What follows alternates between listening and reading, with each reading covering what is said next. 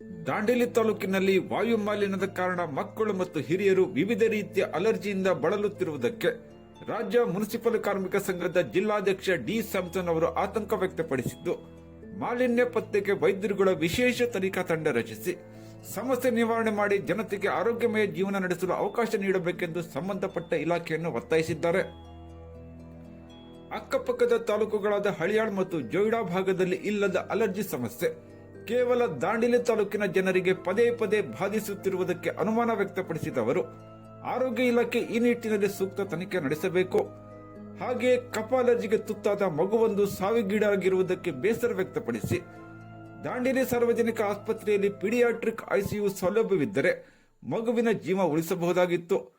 ಆರೋಗ್ಯ ಕ್ಷೇತ್ರವನ್ನು ಬಲಪಡಿಸಬೇಕಾಗಿರುವ ಈ ಸಂದರ್ಭದಲ್ಲಿ ನಾವು ಅನೇಕ ವರ್ಷಗಳಿಂದ ಸಾರ್ವಜನಿಕ ಆಸ್ಪತ್ರೆಯನ್ನು ತಾಲೂಕು ಆಸ್ಪತ್ರೆಯಾಗಿ ಮೇಲ್ದರ್ಜೆಗೆ ಏರಿಸಲು ಒತ್ತಾಯಿಸುತ್ತಾ ಬಂದಿದ್ದೇವೆ.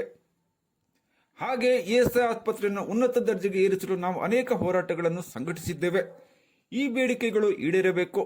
ಹಾಗೆ ಈ ಭಾಗದ ಶಾಸಕರು ದಾಂಡೇಲಿ ನಗರದ ಜನರನ್ನು ಬಾಧಿಸುತ್ತಿರುವ ವಾಯುಮಾಲಿನ್ಯದ ಅಲರ್ಜಿ, ಕಫ ಮತ್ತು ಚರ್ಮದ ಅಲರ್ಜಿ ಸಮಸ್ಯೆ ನಿವಾರಣೆಗಾಗಿ ಆರೋಗ್ಯ ಇಲಾಖೆ ಅಧಿಕಾರಿಗಳ ನಿರ್ದೇಶನ ನೀಡಬೇಕು ಮತ್ತು ಆರೋಗ್ಯ ಕ್ಷೇತ್ರವನ್ನು ಬಲಪಡಿಸಿ ಜನತೆಗೆ ಆರೋಗ್ಯಮಯ ಜೀವನ ನಡೆಸಲು ಅವಕಾಶ ನೀಡಬೇಕೆಂದು ಡಿ ಸ್ಯಾಮ್ಸನ್ ಅವರು ಡಿಡಿಎಲ್ ನ್ಯೂಸ್ ಮೂಲಕ ಒತ್ತಾಯಿಸಿದ್ದಾರೆ. ನಿನ್ನೆ ದಿನ ಸ್ಥಳೀಯ ಪತ್ರಿಕೆಯಲ್ಲಿ ಕೆಲವು ವರದಿಗಳು ಆಗಿದೆ.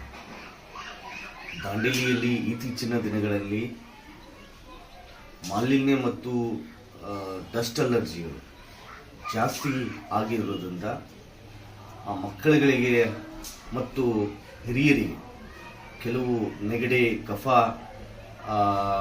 ಮತ್ತು ವಿವಿಧ ರೀತಿಯಾದಂಥ ಅಲರ್ಜಿಗಳನ್ನು ಇವತ್ತು ಆಗ್ತಾ ಇದೆ ಅನ್ನುವಂಥದ್ದನ್ನು ಪತ್ರಿಕೆಯಲ್ಲಿ ವರದಿಯಾಗಿದೆ.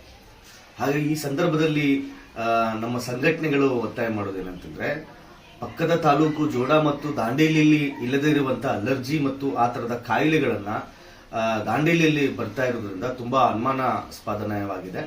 ಹಾಗಾಗಿ ನಾವು ಈ ಸಂದರ್ಭದಲ್ಲಿ ಸಂಬಂಧಪಟ್ಟ ಸರ್ಕಾರ ಮತ್ತು ಸಂಬಂಧಪಟ್ಟ ಆರೋಗ್ಯ ಇಲಾಖೆಯಲ್ಲಿ ಒತ್ತಾಯ ಮಾಡೋದೇನಂತಂದ್ರೆ, ಈ ತರದ ರೋಗಗಳನ್ನು ಯಾವ ಕಾರಣಕ್ಕೆ ಬರ್ತಾ ಇದೆ ಎಂಬುದರ ಬಗ್ಗೆ ಒಂದು ವಿಶೇಷವಾದಂತಹ ವೈದ್ಯಕೀಯ ತಂಡವನ್ನ ರಚನೆ ಮಾಡಬೇಕು ಮತ್ತು ಈ ತರದ ಕಾಯಿಲೆಗಳು ಯಾಕೆ ಬರ್ತಾ ಇದೆ ಅನ್ನುವಂಥದ್ದು ಒಂದು ಹಂತದ ಪರಿಶೀಲನೆ ಮಾಡಲಿಕ್ಕೆ ಸಾಧ್ಯ ಆಗಬೇಕು ಅನ್ನುವಂಥದ್ದು ಒಂದು ಅಂಶ.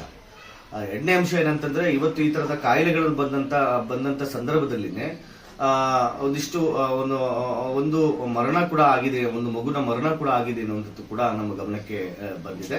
ಹಾಗಾಗಿ ಇವತ್ತು ಅದು ಯಾಕೆ ಆಗಿದೆ ಅಂತಂದ್ರೆ, ಇವತ್ತು ನಮ್ಮ ಸರ್ಕಾರಿ ಆಸ್ಪತ್ರೆಗಳಲ್ಲಿ ಅಥವಾ ಇಲ್ಲಿನ ಆಸ್ಪತ್ರೆಗಳಲ್ಲಿ ಕೆಲವು ಮೂಲಭೂತ ಸೌಕರ್ಯಗಳು ಇಲ್ಲದೇ ಇರುವ ಕಾರಣಕ್ಕಾಗಿ ಆ ಒಂದು ಮರಣ ಆಗಿದೆ ಎಂಬುದರ ಬಗ್ಗೆ ಕೂಡ ನಾವು ದೃಢವಾಗಿ ಈ ಸಂದರ್ಭದಲ್ಲಿ ಹೇಳಲಿಕ್ಕೆ ನಾನು ಬಯಸ್ತಾ ಇದ್ದೇನೆ.